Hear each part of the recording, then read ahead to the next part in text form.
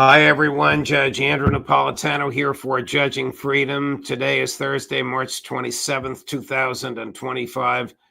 The esteemed Professor John Mearsheimer joins us now. Professor Mearsheimer, always a pleasure, of course. I have a lot of questions for you going across the board, but we must start with the hot news of the week. In your view, did the Secretary of Defense post sensitive, secret military attack plans on a non-secure site? Yeah, there's no question about that. I mean, I actually, as someone who served in the Air Force and was in intelligence for a while, was shocked that they would even carry on this discourse on Signal. It's just hard to imagine.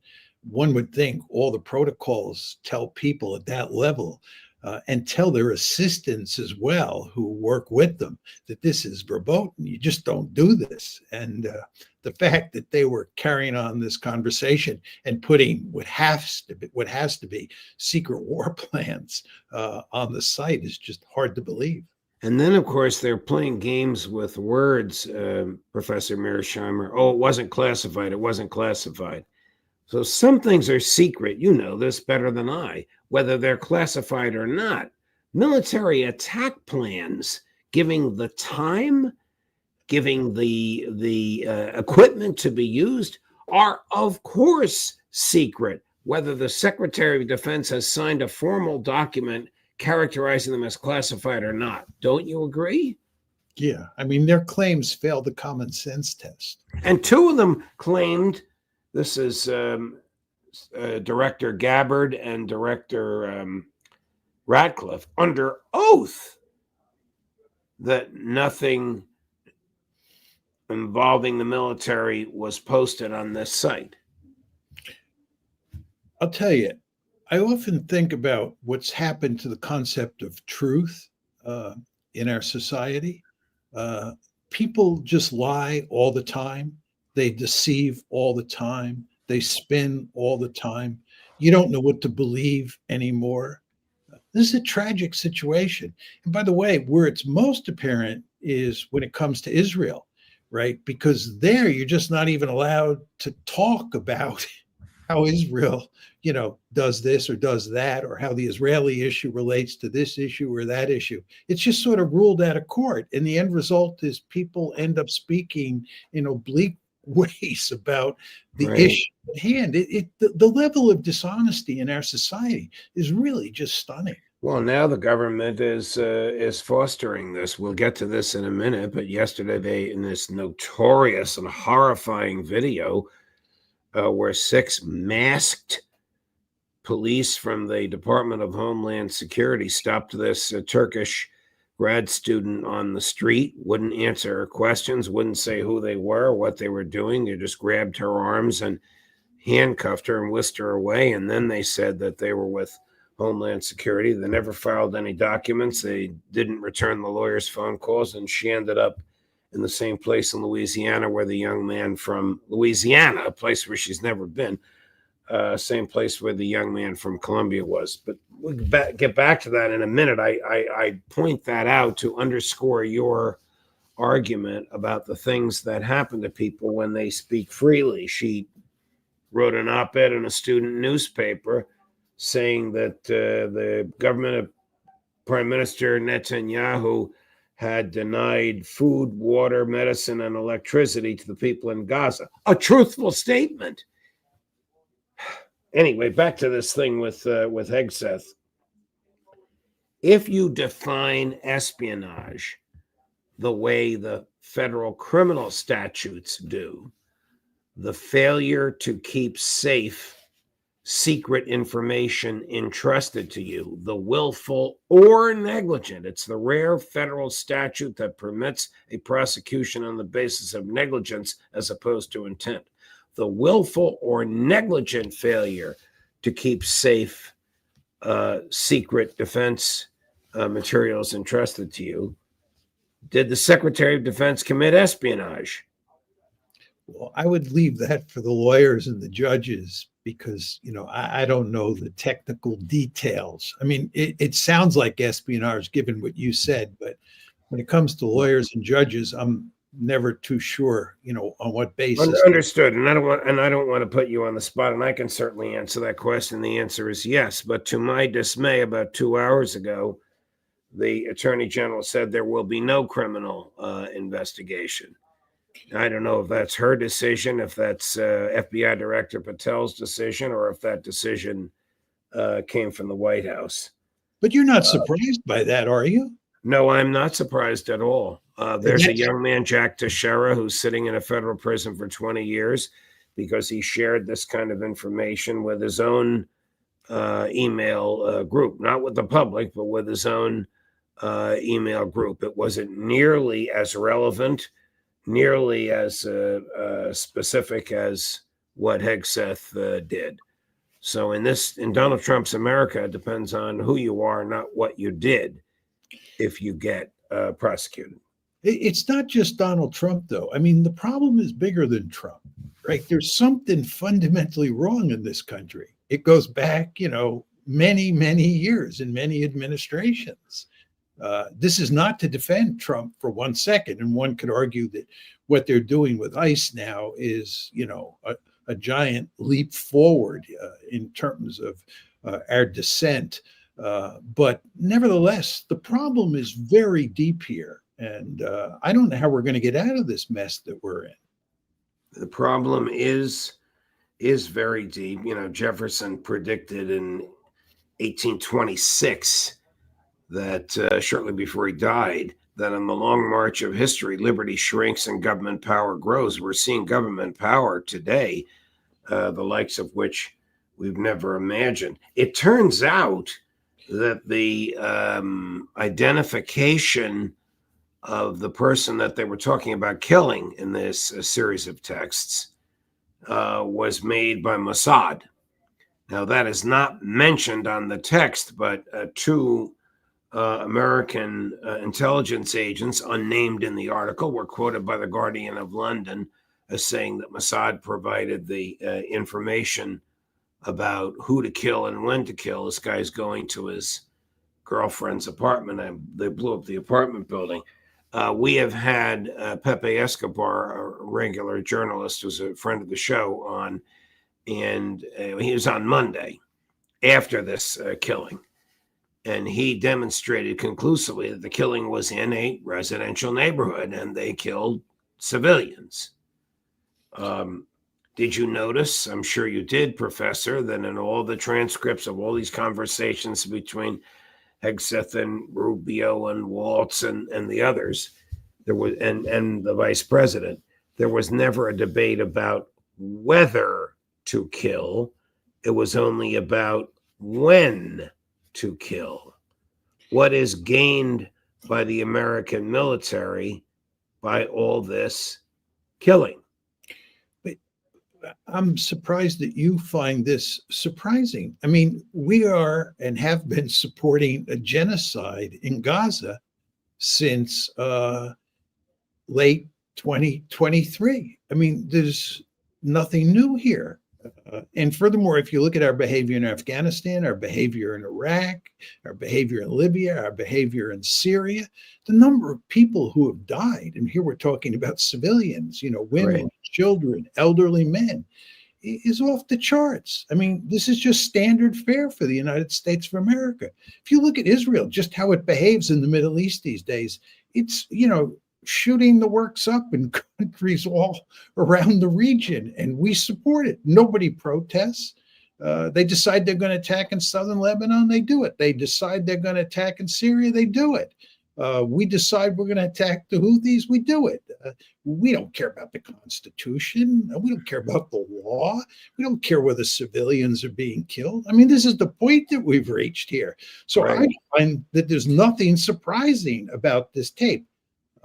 Since you were on last Thursday, the Hamas Health Ministry announced that they had buried their 50,000th Palestinian Gazan resident. the number didn't make a big deal worldwide at all. We are totally unfazed by the magnitude of the slaughter. And that's a small number because this doesn't count the bodies that are found in the rubble. Counts just the bodies that they were able to find in the streets and the buildings and bury. It's also very important to understand that it doesn't include the people who will die in the immediate future or the near future as a result of what's happened in Gaza. In other words, if you go back to the Holocaust, the Jews directly the Germans, the Nazis murdered significant numbers of Jews directly, but large numbers of Jews in places like the Warsaw Ghetto died slowly over time. So you want to remember that this number is probably, if you take into account those indirect deaths, in the range of 200,000. Wow. And the Lancet report made this clear. But again, are we surprised by this? Again, we've been supporting a genocide since the fall of 2023. The Israelis are now trying to starve the Gazans to the point where huge numbers die and they're forced to abandon the Gaza Strip. That's what the policy is. So this is just not surprising at all. Policy paid for by Donald Trump, not personally by him, but with American funds. And before that, by Joe Biden. Correct. This is what's happened to American values. The United States is supporting an apartheid state that's engaged in genocide. Do you need to know any more? Right. Back to Hegseth. You're a graduate of West Point, and you spent, correct me, 6 years in the Air Force before Five years in the Air Force, and I was an enlisted man in the Army before I went to West Point. Oh my goodness, God love you. Okay, we can talk about that experience at another time. But competent leadership when you see it. Is this competent leadership or statecraft? This conversation that they had that sounded like high school kids on a non-secure venue and then lying about it afterwards? No. I mean, as I said to you at the start of the show, it's hard to believe that they carried on this conversation on Signal. And then furthermore, when you look at the way the conversation was conducted, they kind of do sound like high school kids. Yeah. The Guardian of London, which really loves to stir the pot, claims that this was not a mistake that Mike Waltz made, but it was rather sabotage by MI6, which loathes Trump and everybody around him and is trying to embarrass them. You have any thoughts about whether this was honest error, a PR stunt? Remember, this fellow Jeff Goldberg at The Atlantic was used by Dick Cheney very effectively to write propaganda pieces in favor of the invasions of Iraq and Afghanistan. Honest error, PR stunt, or sabotage? Any thoughts? I think it's possible. It's one of those things that you can't reach a judgment on until you have the evidence. My gut instinct when I first heard about it is that Mike Waltz is a neoconservative. He's basically owned by the lobby, and he is surely talking to Jeff Goldberg. Jeff Goldberg is probably the most prominent journalist who is pro-Israel. So it's hardly surprising that Waltz would be talking to Goldberg. And I would imagine that he inadvertently, Waltz did, or somebody on his staff inadvertently included Jeff Goldberg in the discussion. All Waltz would have to do is acknowledge that, and the story goes away. And the arguments about espionage and incompetence leaves the front page. But all of their obfuscating, take a look at this nonsense. Mike Waltz trying to explain himself to Laura Ingraham, who looks like she's about to grill him. And then, of course, she becomes one of the team. Chris? So your staffer did not put his contact information. No, but how did it end up in your phone? Well, that's what we're trying to figure out. Okay, but that's a pretty big problem. That's what we've got the best technical minds, right? That's disturbing. And that's where, I mean, I'm sure everybody out there has had a contact where it was said one person and then a different phone number. But you've never talked to him before, so how's the number on your phone? I mean, I'm not an expert in any of this, but it's just curious. How's the number on your phone? Well, if you have somebody else's contact and then then somehow it gets someone sucked sent in, you that it gets sucked contact. in. Was there someone else supposed to be on the chat that wasn't on the chat that you thought was So on the chat? person that I thought was on there was never on there. It was this Who guy. was that? What person? Well, I'm not. Look, okay. Laura, I take responsibility. I built the group. Okay. So I never heard of this sucking analogy that he used from one phone to another, and of course, it's absurd to think that the two of them have never spoken to each other. Yeah. It Jeff Goldberg is furious. Listen, I'm not a fan of Mr. Goldberg for a variety of reasons, but he is furious, and rightly so, that these people are trying to throw him under the bus. Yeah. Which I would just add to the conversation here. There's this word that seems to have gotten lost in our vocabulary. It's called accountability. Yes. Nobody's accountable for anything anymore. I mean, you would think that somebody would be held accountable for an egregious mistake like this. You know, the level that Waltz and Hegseth and those folks are operating, you're in a no excuses sir world, right? The national security of the United States is at stake. Your job is to protect this country, and you're not supposed to make mistakes like this. Again, a no excuses sir world. And when you make a mistake like this, you're relieved of your post, period. There's got to be some accountability, but there's no accountability in the American system, which is one of the reasons, only one of the reasons, that we careen from one disaster to another. Right.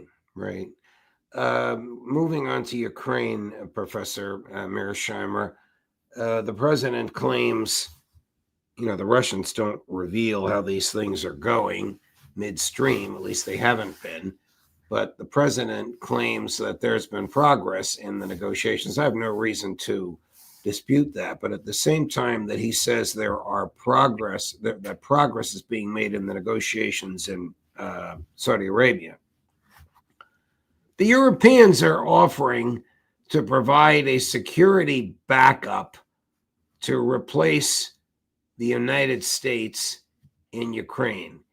This is mind-boggling. It's not even feasible, is it? It's mindless. It's not even a serious possibility, right? It's not even a serious possibility.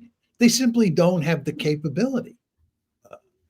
You talk about the Europeans. The Europeans are a bunch of different states which have different. All right. So Germany, France, and Great Britain. I mean, what remains of the British Army wouldn't even fill Yankee Stadium. I don't know what Keir Starmer and Emmanuel Macron and Friedrich Merz claim they're accomplishing. They may actually be damaging the negotiations if Vladimir Putin takes them seriously. What would happen to them if they occupied a portion of Ukraine as some sort of a security guarantee? The Russians would demolish them. Yeah, the Russians have made that clear. I mean, it's just not going to happen. This is, the sort of craziness that's coming out of Europe, mainly out of the western part of Europe and mainly from Britain and France. I wouldn't throw the Germans into that mix. I'm not sure the Germans would put forces in there. The Poles have made it clear they won't put forces in Ukraine. The Italians have made it clear they won't put forces in. And the British have hardly any forces to put in there.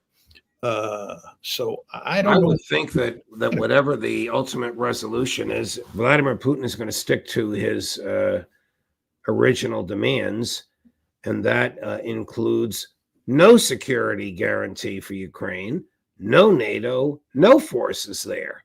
And anything short of that, he's not going to agree, and they'll just keep fighting, right?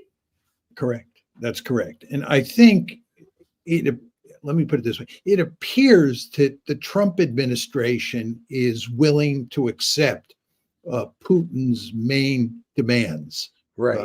One of which you just described. There are two others, of course. But it looks like Trump is going down that road. If you look at the ceasefire discussions in Riyadh, we basically played Santa Claus with the Russians. It's really quite striking. If you look at the terms of this maritime deal, the Trump administration was very generous to the Russians. Now, the ceasefire or the wheat deal or the Black Sea deal is small change compared to the really key issue of whether or not you can satisfy the Russians with regard to their principal demands on Ukraine. But nevertheless, Trump is going down that road. It's hard for me to imagine he's going to turn around now.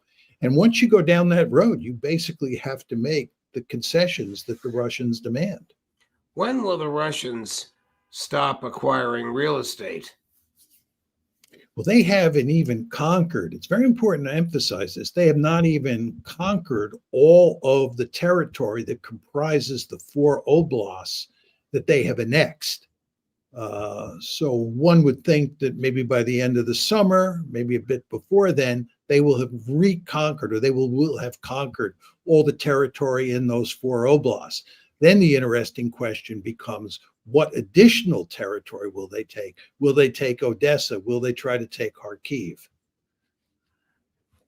I'm thinking of the conversation that I was uniquely privileged to have with Foreign Minister Lavrov.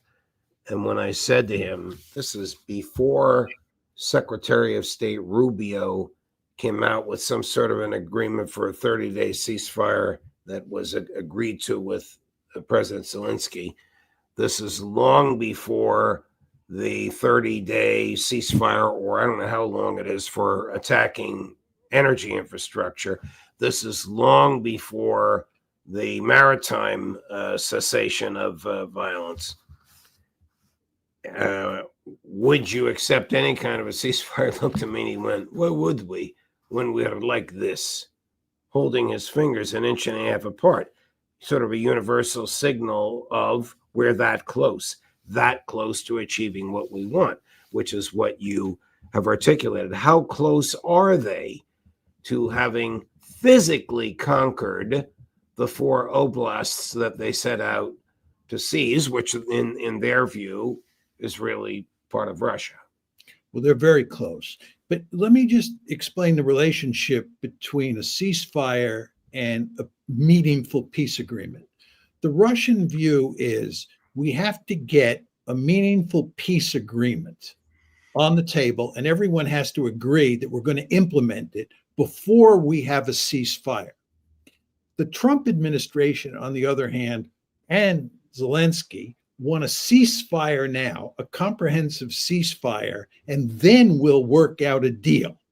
Do you see the relationship between? Of course. Okay.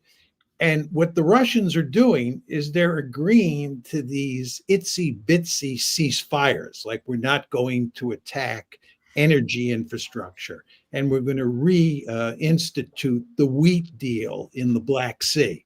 But the Russians are not agreeing to a comprehensive ceasefire. That's what Lavrov is talking about, because the Russians have a vested interest in continuing the fight and putting the Ukrainians and the Americans and the Europeans in a worse and worse position so that they get leverage at the bargaining table.